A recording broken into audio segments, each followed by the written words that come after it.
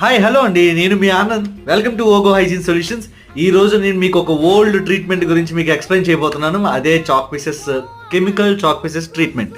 ఇప్పుడు రెగ్యులర్గా మనం వాడతాం కదండి చాక్ పీసెస్, బోర్డు మీద, బ్లాక్ బోర్డ్ మీద. అవే చాక్ పీసెస్ అండి. ఇవేం కొత్తగా సెపరేట్గా ట్రీట్మెంట్ కోసం చేసినవి కాదు.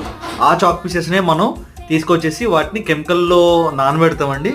ఒక 1 or 2 hours కెమికల్లో నానబెట్టి, చూసారా ఇప్పుడు ఈ బ్యారల్లో మనం ఈ కెమికల్ అంతా మనం వాల్ స్ప్రేయింగ్ చేయబోతున్నాం. స్ప్రేయింగ్ చేసే ముందు ఈ కెమికల్ చాక్ పీసెస్ అన్ని అందులో నానబెట్టేస్తాం. బయట మనకి కాంపౌండ్ వాళ్ళకి, బిల్డింగ్కి మధ్యలో గ్యాప్ ఉంటుంది చూసారా, ఆ గ్యాప్ ఎక్కువ ఉంటే కనుక మనం హోల్స్ పెట్టి ఆ హోల్స్లో ఈ కెమికల్ చాక్ పీసెస్ అనేది పెట్టడం జరుగుతుందండి. ఎందుచేతనంటే ఇది లాంగ్ లాస్టింగ్ ఉంటుందండి. లోపల చాక్ పీసెస్తో పాటు కెమికల్ ఉండటం వల్ల మీకు ఇన్సెక్ట్స్ అనేది అంత త్వరగా మీకు అట్రాక్ట్ అవ్వండి. సో అందుకనే మనం కెమికల్ చాక్ పీసెస్ని మనం యూజ్ చేస్తామండి.